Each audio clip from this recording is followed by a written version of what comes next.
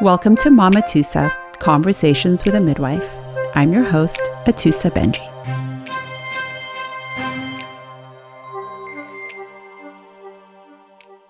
A quick note before today's episode. This show talks about birth, life, death, and all the complexities in between. My goal is always to share stories that leave you feeling empowered, but please know that some topics may be challenging or deeply moving. Also, while I'm an experienced midwife, I'm not your midwife, and the information on this podcast is not intended to be medical advice. Please consult your healthcare provider when considering what is best for you as an individual. Now, without further ado, I hope you enjoy the show. Welcome to the Mama Tusa podcast. Hi. It's so good to have you. I'm excited to have you in that chair. I'm so happy to be here, Atusa. My guest today is Elizabeth Baker-Wade, who is a labor and delivery nurse. She's a registered nurse who works over here locally at St. John's Hospital. She's also a patient advocate and childbirth educator, and someone I've known and trusted for a very, very long time. More than 2 decades, Liz. I cannot even believe it. It has gone by really fast. Since my very first location on Michigan, Birth and Beyond, we met through Cheryl Baker. We did. And Cheryl Baker was my doula for babies number 2 and 3. And she actually, I always say she changed my life. Yeah. Because she gave me options that I didn't know I had. And the very most amazing thing that she did was that she reminded me that sometimes nurses can catch babies. Which so is funny. what happened to me twice. And it was very different when the first time when I didn't know that things would be okay, and the second time when I knew that it would be a-okay for a nurse to catch my baby. Have you ever caught a baby? Well, I've been a labor and delivery nurse since 1990, so I'm probably on 3 or 4 dozen at this point. So you're still pretty green. You're still Right. learning. You're still Catch learning. a lot of babies. Yeah, right? And back in the early days. days, we didn't have laborists. So in the middle of the night, It's such a great place to start. So what's a laborist? a laborist is a board-certified OB-GYN, an obstetrician, and there's hospitalists. But in labor and delivery, we have an OB that stays on the unit 24/7. And they when just did rotate. they start doing that and why? I think that it became sort of the thing to do. And then I think you have to in a tertiary care center to be able to have a laborist on the unit so they can do stat or emergency C-sections, crash C-sections, emergencies, delivering babies. So what happened before we had laborists? We did them. And we got the patient readied for the operating room, in the operating room, prepared, scrubbed, draped, and ready to go when they walked in the room. But there was a delay in surgical time back then, right? Sure, But sure. now there is no delay in surgical time. So if we were to have an emergency cesarean need, the laborist would start it. And I've seen cesareans from the time do it. when it's been called to the baby out. I think the fastest I saw was 8 minutes. Well, our decision to incision time, we want it to be 10 or 12 minutes if we can. If we are in a position where we think that this baby needs to come out emergently, we can make it happen. It seems like chaos, but it's a well-oiled machine. We all know the rule that we have in the operating room, and it needs to happen quickly. And thank God for that well-oiled machine, because you're saving lives when that is what needs to happen. I think so. Absolutely. I know so. What took you to labor and delivery? It's really interesting. I started out my training at UCLA. I became a liver transplant nurse. I was terrified.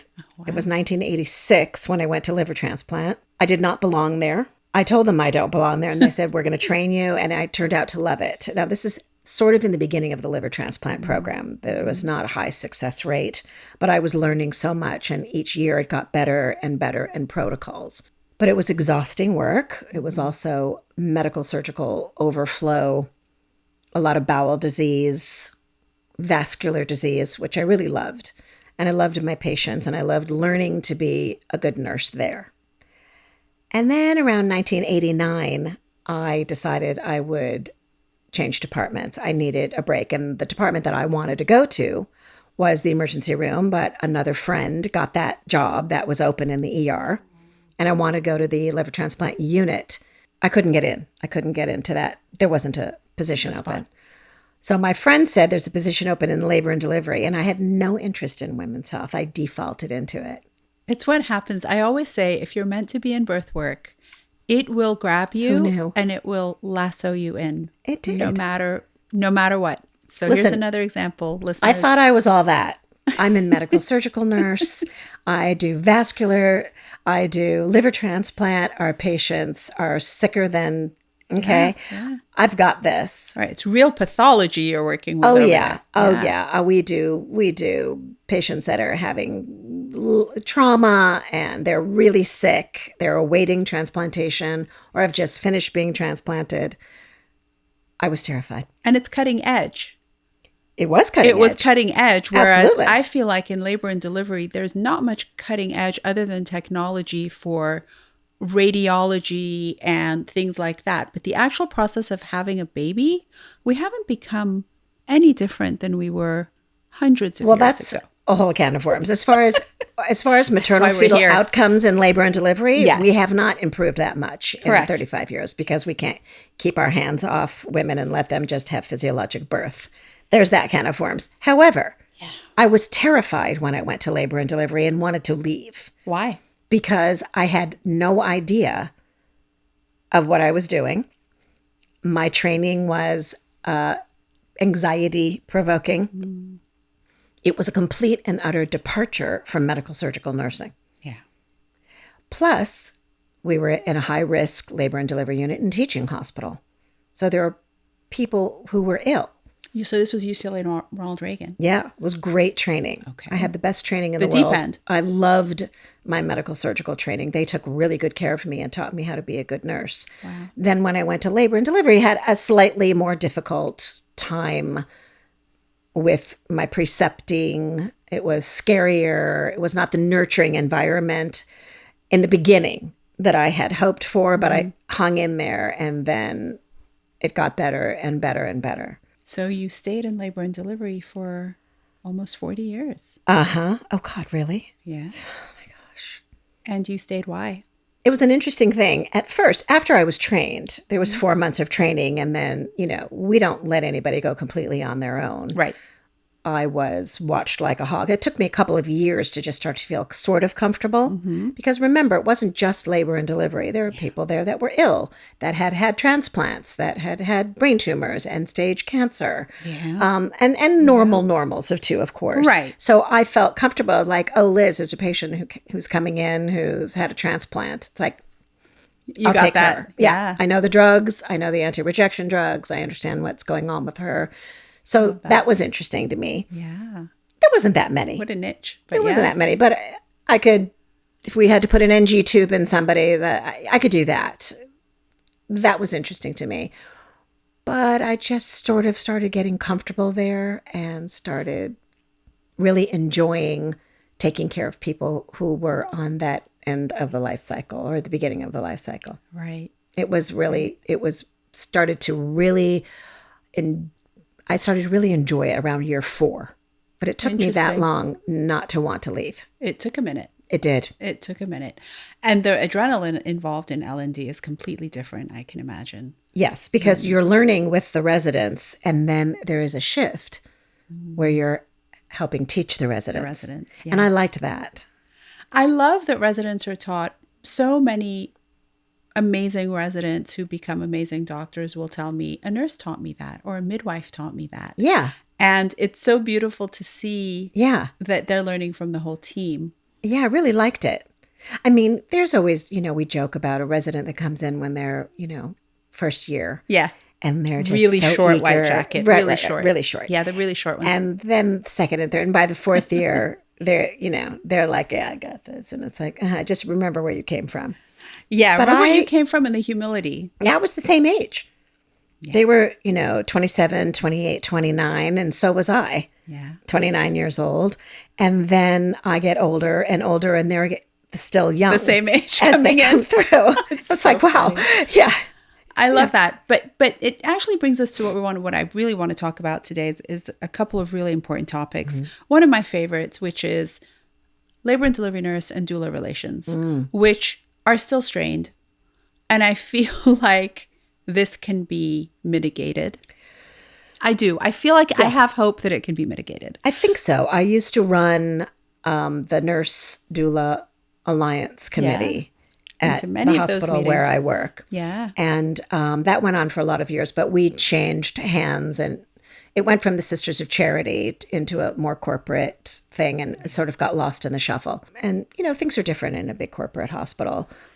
We have committees. We have committees on how to improve C-section outcome and so on and so forth.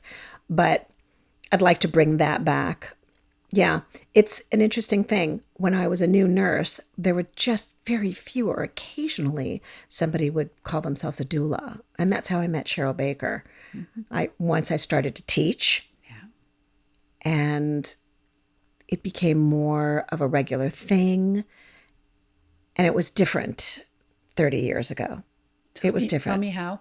Labor doula, or a birth worker, was a very specialized thing with a very select group of people in the community in Los Angeles. And you knew everybody. Yeah. And then there was a saturation of doulas that happened in, I think, the 90s. And all of a sudden, dozens and dozens, maybe even 100 doulas started saturating the market. And so I feel like the quality of the doula and what their purpose was started to get watered down a little bit. And I didn't really see the focus on the patient and that birth experience, but more of, a business aspect to it and just trying to get a lot of clients. Didn't really seem to me that the doulas during that period of time were committed as much as the doulas in the beginning. That was their whole lives. They spent a lot of time with the patient. That was the OG group of doulas. Absolutely. Right? We're looking at Cheryl Baker was. Absolutely. Who was my doula. Yes. And I found her name because I actually worked backwards. My first birth was hard. Emotionally. It wasn't hard physically. Yes. Then I had trouble breastfeeding. Right. So with the second baby's pregnancy, I kept reading breastfeeding books. Right. Who kept talking about doulas. Right. And I was like, well, what's a doula? Where do you find one? And do you remember the LA Parent magazine? Oh, yeah. Loved LA Parent. The little tiny one, the small one. Yeah. And one day I was having lunch and I was flipping through it and I went to the back and there were 3 names. And Cheryl Baker was one of them in West LA. And I called and she was my doula. And that's the reason I'm a birth worker today. That's fantastic. I met Cheryl in labor and delivery at St. John's 1,000 years ago. It was like the 80s, maybe? Late 90s, because I was at UCLA till before that. I think 97, and it took a year. And then in 98, I started at St. John's. Which is when I had my second kid. Right. And I was like, I opened Birth and Beyond. I was doing it in my home. And then I opened a little place on Michigan. And I really wanted, back then it was called Bradley. Yeah. I really wanted a natural birth teacher. Right. Because I was still focused on how to have a better hospital birth. But I really needed a teacher. Right. And she kept showing up at St. John's. And I just walked up to her one day and said, oh, you and I need to have a conversation. And literally 3 weeks later, she moved her entire business into my office. And we were together, I think, from 2002 until right before COVID. I always forget was that like my Birth and Beyond work was husband. your baby and then Cheryl moved in. Right. And then she was called LA Birth Partners. Right. Caffrey Riley. Which is actually still around. Yeah, Caffrey's around. Because Cheryl retired. She's on a boat somewhere in the Mediterranean. Right. Up and down the eastern seaboard first. This happened right before COVID. She was thinking of retiring. Right. So we closed 1 month before COVID hit. Wow. And we had a big studio. Wow. It wasn't a studio. It was 3 rooms. Oh, yeah. I taught many a class over there. Yeah. We had Outside the Box there. Caffrey taught birth education and baby care and lots of people. So you've really now been in hospital labor and delivery for over 3 decades. Yes. And you've seen a tremendous amount of change. Tremendous. And I can tell you that when I was a new doula, in the early 2000s, when that big swarm of doulas came in, probably, I might have been a little bit before that. I hated working at St. John's. I would cry when I left. I felt like there was such negative energy coming from the nurses' station that I would literally stay away from it. I would try to be with the patient or the client in the room as much as I could. And very slowly, I began to make friends with some of the nurses, you being one of them.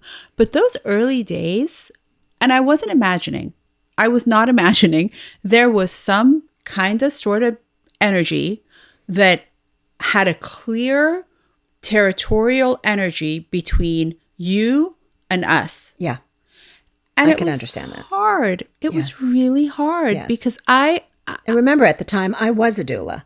So I was a registered nurse Right. and doing doula And work. doing doula work. How Yeah. did that go for you? Well, I worked 2 days a week, and I had several nurse friends at work who would pick up my third shift if I needed, you were at a if I was birth. having a birth. I Right. made it work. I took 2 clients a month. I delivered all over town.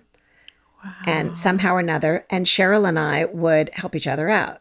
So if she was in a long labor, I would come in, Relieve or I'd her. leave my shift, change my Yeah. clothes, and go be with her patient so she could sleep for a little while, and vice versa. And Cheryl had a busy practice. I mean, she Busy. did what, like 8 clients a month or something? Yes, she was constantly at St. John's or Cedars mostly, sometimes Adventist. She was busy.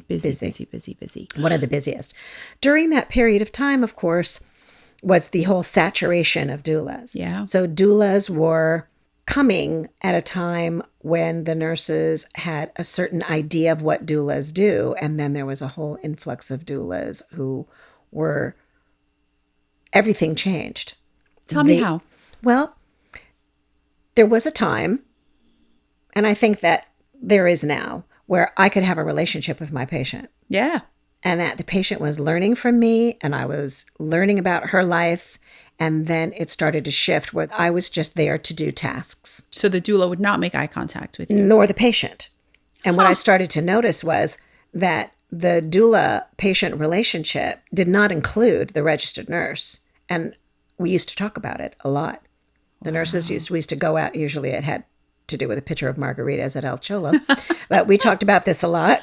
Yeah, Got we used to done, have though. like practically a standing night at El Cholo after work. I miss those days, the I love El OGs. Cholo, I'm one of the yeah. few OGs left, and I'll be retiring soon. We'll have to go to El Cholo. Oh, we will.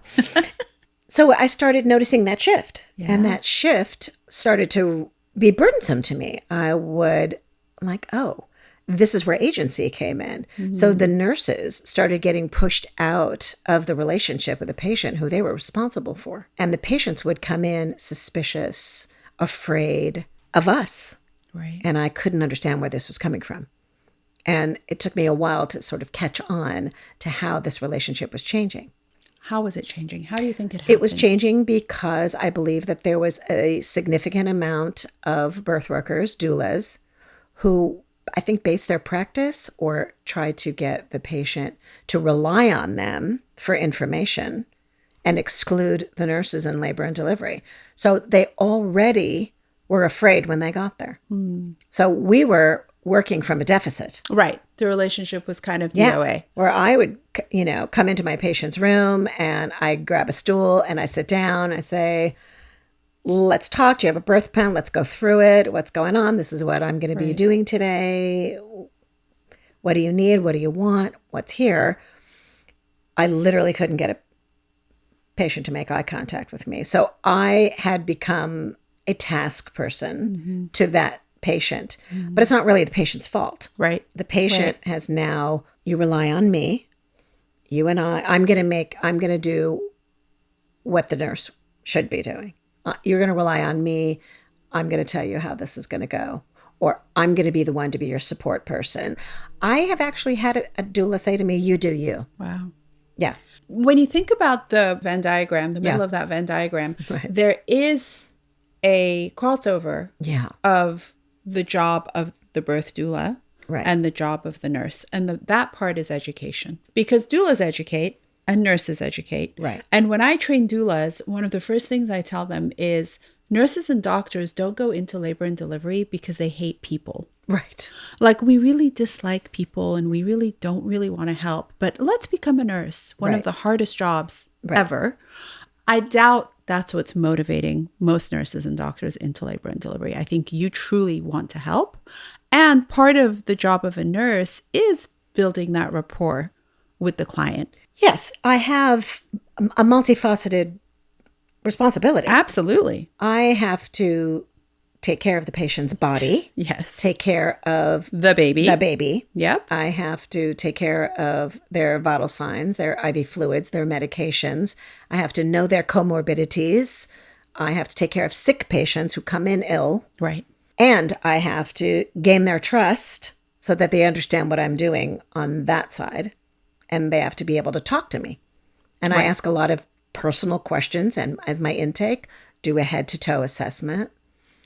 There's so much hands-on and there's so much talking that if they're not engaging with me, I can't do my job as well as I could if I had an engaged patient. When I have an engaged patient who's engaging with me, who trusts me over a period of several hours, things are great. Well, and I think the central nervous system component of this is huge. Huge. Because first of all, patients pick up on it. Or parents or clients, however you want to refer to the person who's birthing, they pick up on it. If there's some sort of adversarial thing going on, they will smell it and it will actually affect their labor and it will affect their laboring experience. This has been like fundamentally my issue right now. Why are you afraid of me? Well, why are you afraid of me?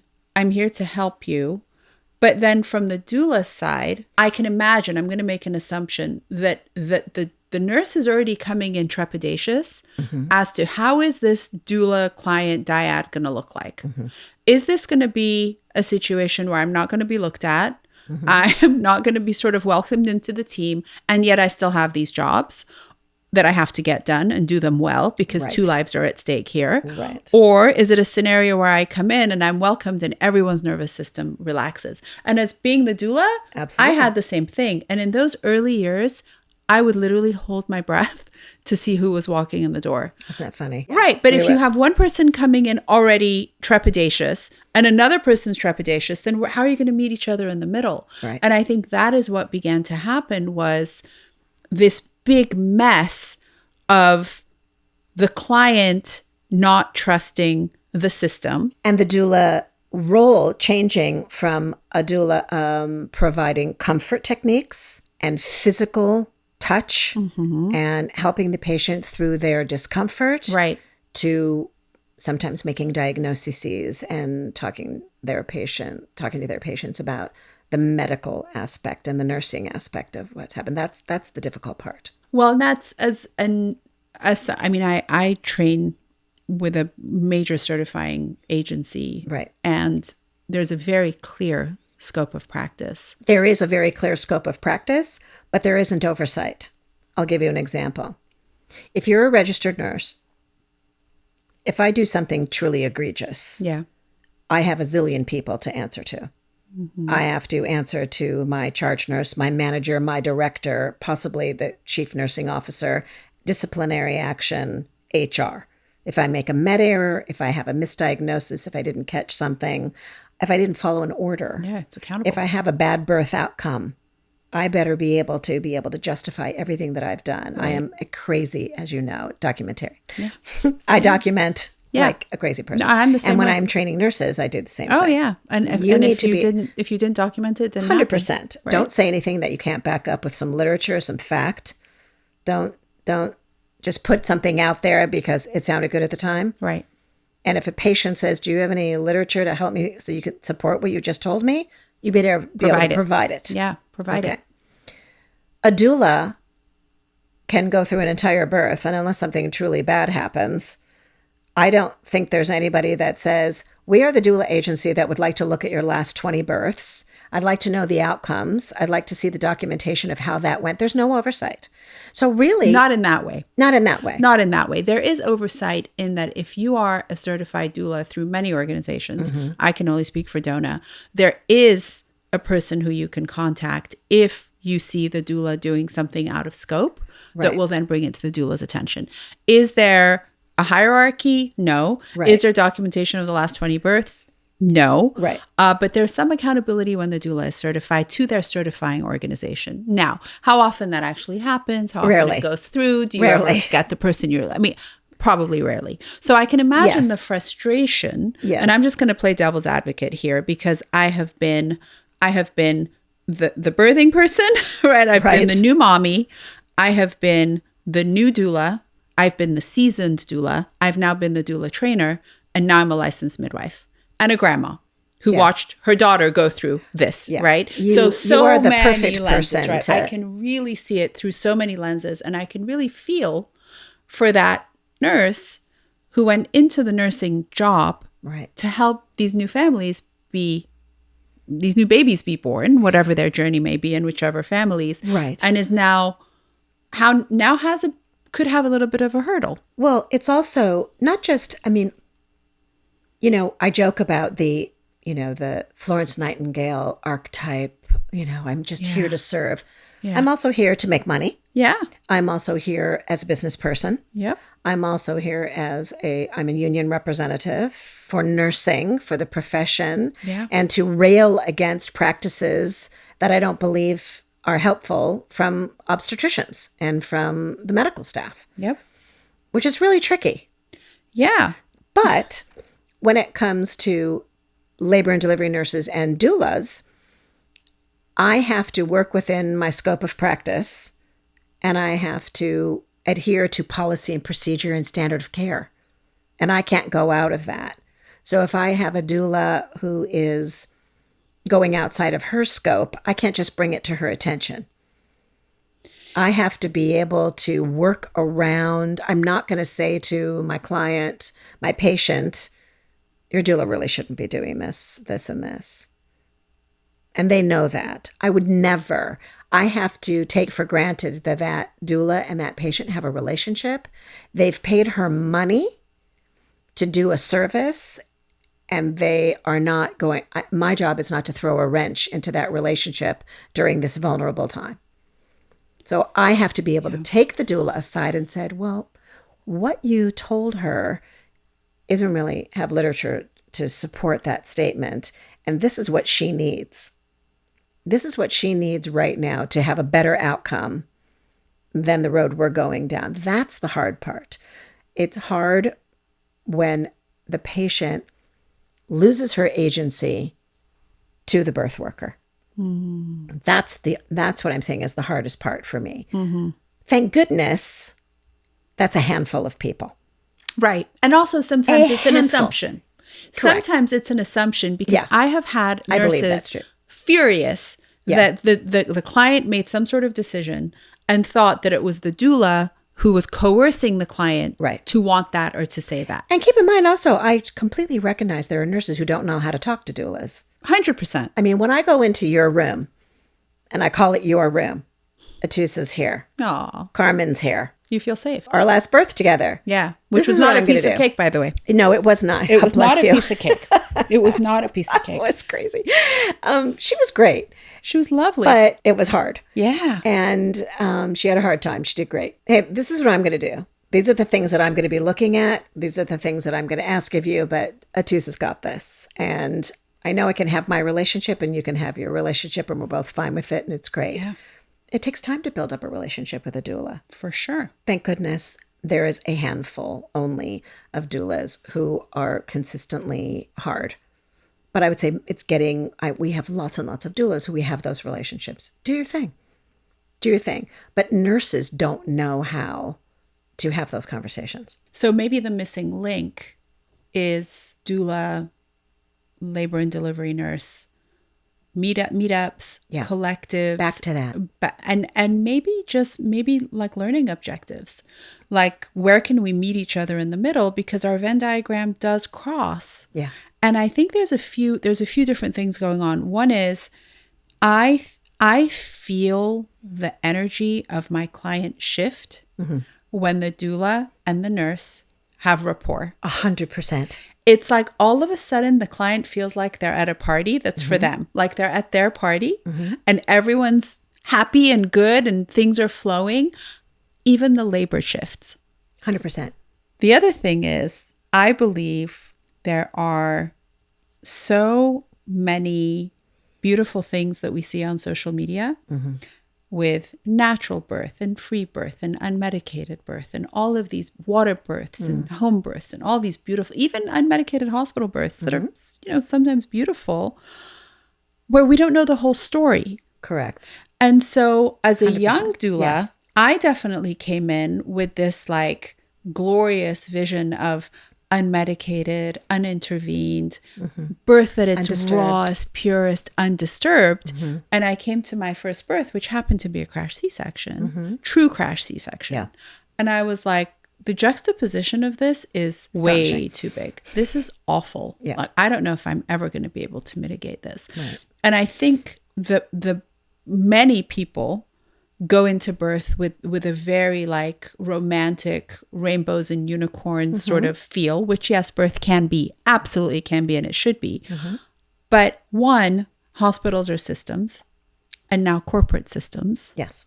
that have protocols in place, Yes. to cover their own behind, because they are, like any other institution, having to protect themselves. Absolutely. And have protocols in mind that often do make a lot of sense, especially with a client who comes in with a comorbidity.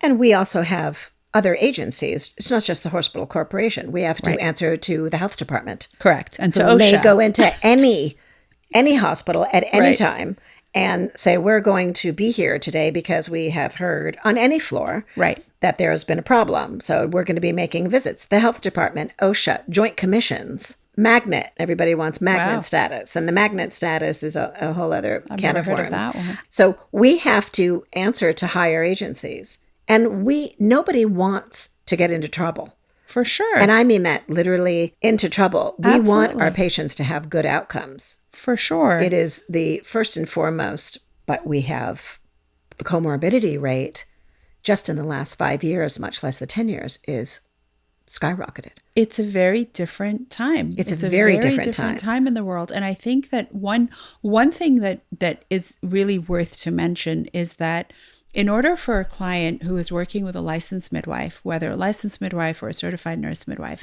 there are protocols in place that if that client has certain underlying comorbidities, they do not qualify for a home birth. They have to have their baby in the hospital or work with a midwife who's comfortable doing that. If and only that depends on the midwife. that were something that we could 100% count on. Now, I know, because I am on the receiving end of a doula or a midwife transfer from what was intended to be a home birth. We don't call it a failed home birth. We say an unintended hospital birth. Oh, I love that. Yeah, we've changed that vernacular for the comfort of the patient. And I hope we're not calling them train wrecks anymore. Well, no, I mean, we say that amongst ourselves because that's what nurses Terrible do. word. Oh, we have much worse than that. Oh, a train wreck is hardly the worst thing that my nurses gosh. say about, I mean, I was a train wreck. I had PIH, I had a long labor, I had a unreassuring fetal heart rate tracing, and a stat C-section. Oof. Okay. My grandmother had 10 children in her bed. Yeah. My mother had 4, and my sisters had vaginal births. I was not expecting it. Yeah, you just don't know. You just don't know. Right. So, yeah, I mean, train wreck is just a slang. I mean, you have to have some sense of humor around it. Yes, but it's terrible. It's terrible. Of course it's terrible. A train wreck can also be when I tried a recipe and it was not good. That was a train wreck. But our job is also to intercept something that's been a relationship that's been going on maybe for hours or days in someone's home. Now that poor patient, I feel bad for them, have to completely shift their consciousness to a hospital birth. So they're upset, they're tired, and now they feel like we've pathologized them. There's something went wrong, so you have to come to us and then we're going to fix it all. And sometimes it's just a patient who needs an epidural and a little bit of Pitocin, or sometimes they need a C-section. But that crossover from this nurturing environment in the home into the hospital system often leaves the patient terrified, unsure, concerned, or angry. And that's what we have to start to clean up when they get to us. Well, and I disagree, because I think that with anticipatory guidance on the part of the midwife to begin with during the prenatal visit, then you wouldn't have any cleaning up to do. Exactly. I'm just telling you this is our experience. But it's easily mitigated. I agree. Please, while you're teaching out there, while you're 100%. Now, there are where there's a transfer coming, this is going to be fine. Patient's prepared. The patient understands what's going to happen. Patient's good. Medical records are in hand. Medical records are in hand. I'm getting a good report. And then there isn't. That's really hard. Right. Or there was a time during COVID, even at our birth center where we were fully licensed, we weren't even allowed to come with our transfer clients. Right. So we would send the client in with a doula if they had the doula, or with the terrified partner. Right. But you guys were really good about calling and sending, I'm going to fax you over her records. And we had our ducks in a row. It's like, thank you. I mean, we were not even allowing the partners to stay. Right. It was a dark time in It was obstetrics. a dark time. It was a dark time. I have some interesting perspective on that, having been a labor and delivery nurse during the worst of COVID and being in a hospital setting and having to send people home. So in the beginning of COVID, remember, nobody knew what we were doing. We just knew that everybody was getting sick, including the nurses. Yeah. So we had to mitigate that by minimizing as many people in the room as possible. Or a patient would come in sick and their partner was sick. So we were we can't take care of this sick partner. We would need to send, most of the time it was a him, home. And you have to leave. You're ill and you need care and you can't be here. Right. I thought in the beginning that this was going to be completely disastrous. And it turned out that it wasn't as bad as I thought it was going to be. That we were there for our patient in a much more meaningful way because we were the only one. And our relationships with our patients got really close. And every single nurse is like, I know all about her life, about her family, about her other children, her parents, because it's just she and I. It's just us. For hours on end, and sometimes the next day. Right. So we really tried to get continuity of care. Right. If the patient was there for an induction, longer shifts, or we would, can I take her back because we have a relationship? I was with her all day. Absolutely. Making assignments. I mean, it was crazy. And we would try to sort of, I wouldn't say console, because you really cannot, your partner that you were going to go through this beautiful thing with is gone. Yeah. But it's like it was predominantly he is going to be at home. He's going to be well rested. He's going to get the food made. You're going to come home into a person who's ready to receive you. It's going to be okay. We got this. And we would be Zooming. Wow. It was great. Computers open, phones on, lots of conversations, doulaing by Zoom. Yeah. It's actually very effective. Loved it. It was like, talk to her. Yeah. Talk to your husband all day long. Yeah. Like we were holding phones up. Yeah. So they could be there. And I don't think that it was as devastating as it could have been. Well, it became old school, right? It was not like only the 80s and the 90s. Well, 80s, like when I was born, my mother's, your father dropped me off. Oh. This is...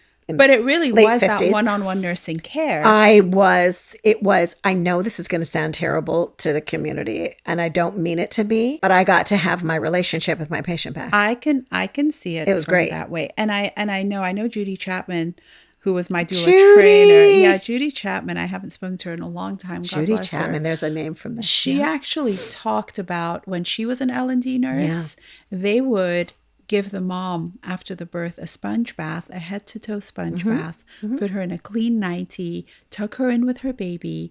And she loved that part of the work that she longed for to be back as hospitals became busier and staffing changed and the hours and things like that. It really upset her that she wasn't able to give that one-on-one continuity solo care to the clients anymore. So I can see it. I can see it from that lens too. I can see things from different lenses.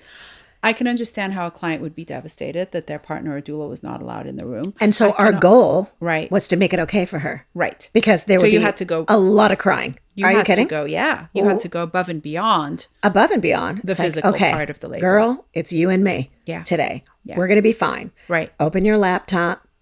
It's usually one-on-one because it was COVID. You weren't hopping from client to client room. Not a lot. Sometimes we'd have to take two.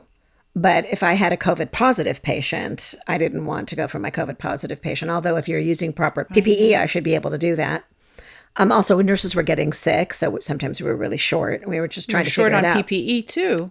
It was disaster time. It was in the early days. But I was like, we're going to do this together and we're going to make it work and we're going to have a baby. And they were happy and they were doing okay. I rarely had a patient in that first 2 years that was so devastated that she was beside herself and couldn't get it together and just couldn't cope. For the planned hospital births. Yeah. But for the hospital transfers. Definitely a different story. They struggled because they came back to midwifery care after the transfer and they were devastated. Yeah.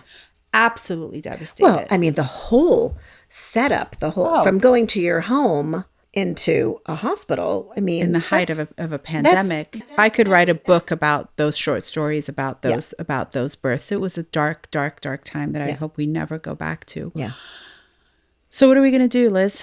We have to bridge this gap, we need to bring nurses and doulas together. Yeah. And so long as we're not respecting each other's safety, Yeah.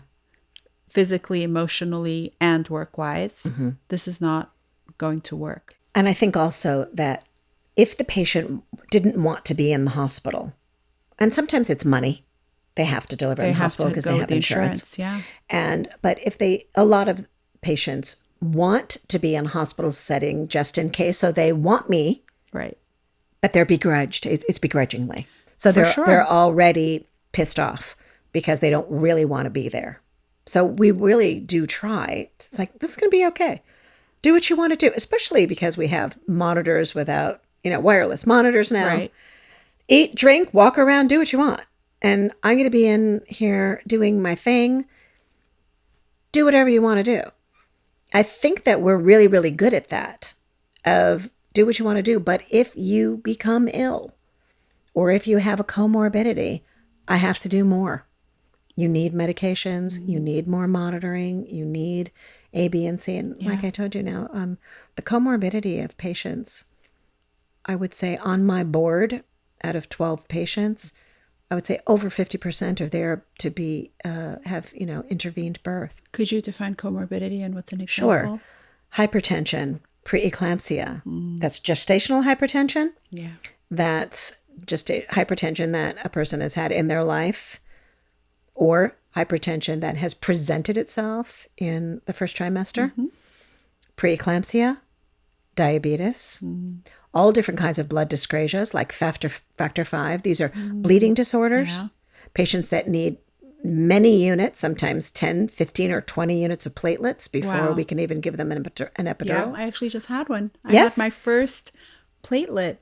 And what is that? That's transfer. research and literature and discovery. Absolutely, How come there was no factor V 35 years ago? Well, there was. We just didn't know why know it. patients were Yeah. so sick or bleeding or losing babies. Or ITP or any Idiopathic of those things. thrombocytopenia, Yeah, absolutely. cancer. Comorbidity can also even be antidepressants. I would say that half the patients that I see are on SSRIs or SSNRIs. Wow. They Half. are, anxiety disorder, treated or untreated anxiety disorder where they're not seeing a therapist, or history of anxiety. Drug use, I'm seeing Drug more use, also. past history of drug use, presently using. It's not that often in my clientele, but occasionally. And there's a lot of young women, and I still consider that, 28 to 38 is my clientele now. I guess, the older we are, we've been around the block and we've had chance to acquire pathologies. Yeah, and the world is stressful. And we world is also stressful. don't know what the COVID as a disease did to our bodies afterwards. And we noticed weird placentas during COVID of people who had COVID infection during pregnancy. We just look at these placentas. They looked like people were smoking. It was... I am thankful for the infertility world. Yeah. As you know, I was a surrogate mother myself for my cousin Lauren and Steve. We've done a podcast about that with Lauren. Amazing. And my surrogate baby is actually my second cousin. We have to have a podcast all about that. Yeah, that was fun. I really believe that these infertility treatments and ongoing infertility treatments has changed. I think there is more placental issues. Well, it's documented now. Absolutely. There's more implantation. There's more previa. There's more accreta. Yes. There's more hypertension. Yep. The success rate 27 years ago was much less than it is now. So that in and of itself, the world of people who have had IVF increases. So when you are already considered high risk, I don't know what other word for it is, the patient feels anxious and they feel judged and they don't want to be called high risk. But we have to do our due diligence and we have to do those things that respect your high risk. If you are diabetic, we are going to be doing blood sugars. We are going to be doing blood sugars on your baby. We are going to take precautions for a shoulder dystocia for a baby that might be bigger. A1 ACOG suggests a 39-week induction for a patient that is gestational diabetic, especially if they're taking insulin. Right, insulin dependent. So with these comorbidities comes much more pathology, and we have to respect it. And that's what we're getting presented to in a hospital setting. Right. Your patients don't have any of this. Nope. And they so, would not qualify for an out of hospital or community birth exactly.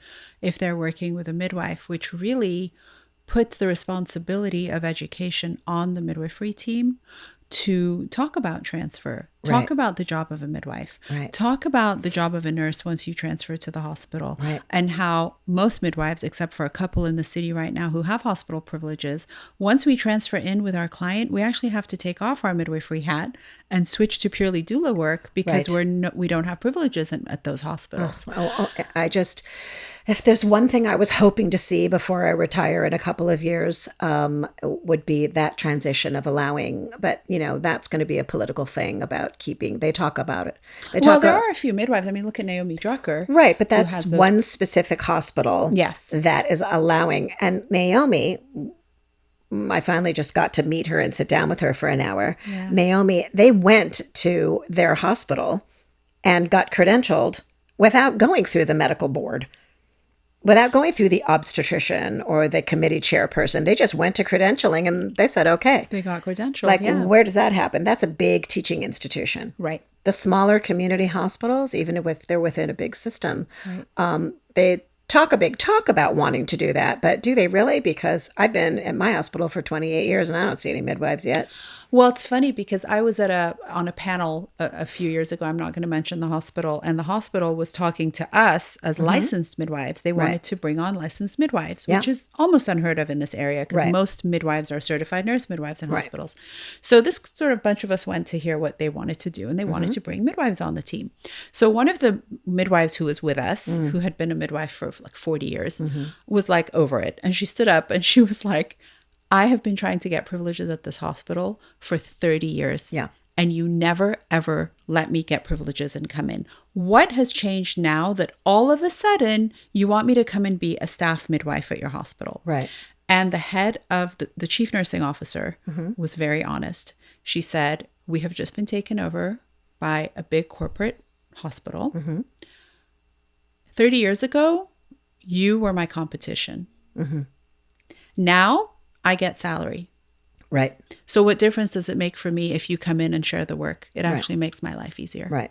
And it was the first time from a chief nursing officer that I heard it put so transparently on the table. I don't understand why there's not a birth center within the hospital setting in every hospital in America at this point. It's ridiculous. It's abominable. Yeah. I don't understand how that would be so complicated to have just a separate unit for that with a bridge that comes over straight to the OR if you need it. Straight to the OR. And reason not not even to. that, just being able to come into a hospital setting and be in an area where there are midwives, where there are birthing pools, where there are tubs, where there is low intervention, undisturbed birth. So in an ideal world, if I could make the world according to Mama Tusa, midwives and doulas carry the responsibility of education in the prenatal time. Yeah. To prepare for the birth, to prepare for the postpartum, and to prepare for unexpected situations. Yes. Nurses, in my perfect ideal world, would have an understanding that unfortunately, sometimes as doulas and midwives, we just have more rapport with the family than you do. Right. And as much as that sucks, because you also want to have that rapport, it's already built in because of the care that we've given them in the many hours and days before the birth. Absolutely. You do, as a doula, have a relationship and more intimate relationship with the patient. So we're coming in as the newcomer.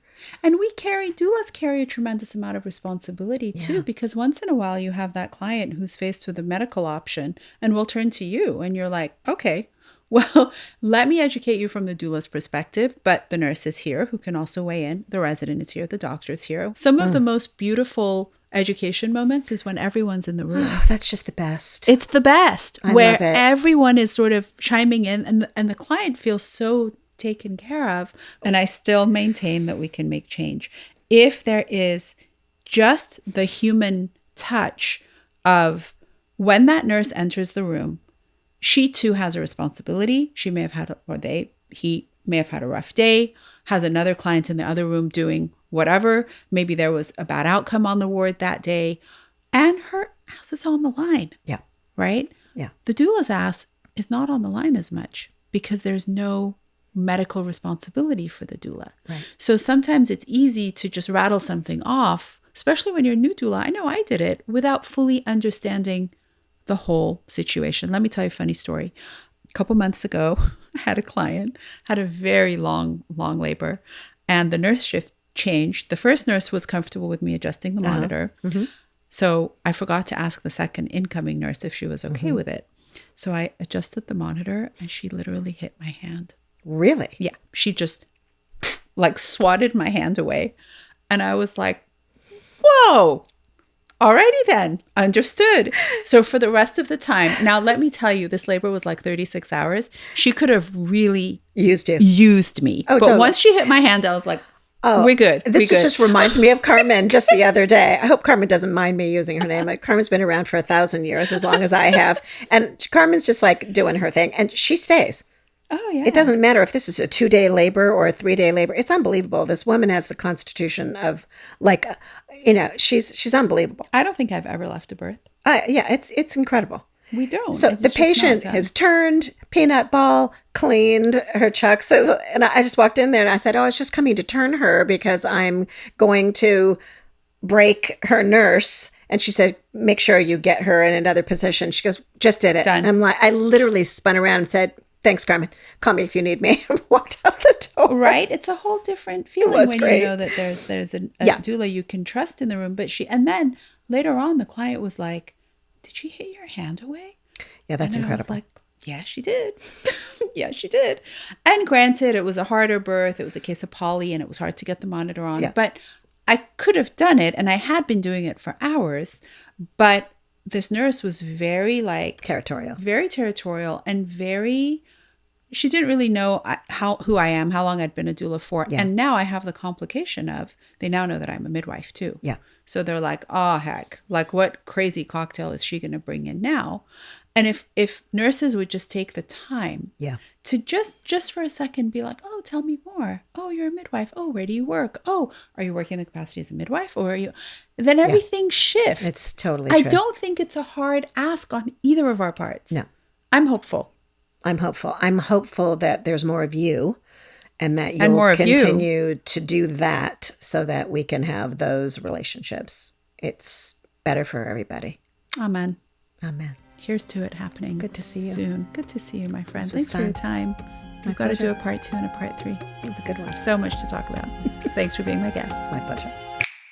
Mama Tusa is hosted by me, Atusa Benji, and produced and edited by Josh Stretton Carlson. Our theme music is composed by Mehri Lalazarian. If you'd like to support the show, please follow and review us on Spotify and Apple, or subscribe and like us on YouTube. This show is for informational purposes only and is not intended to be medical advice.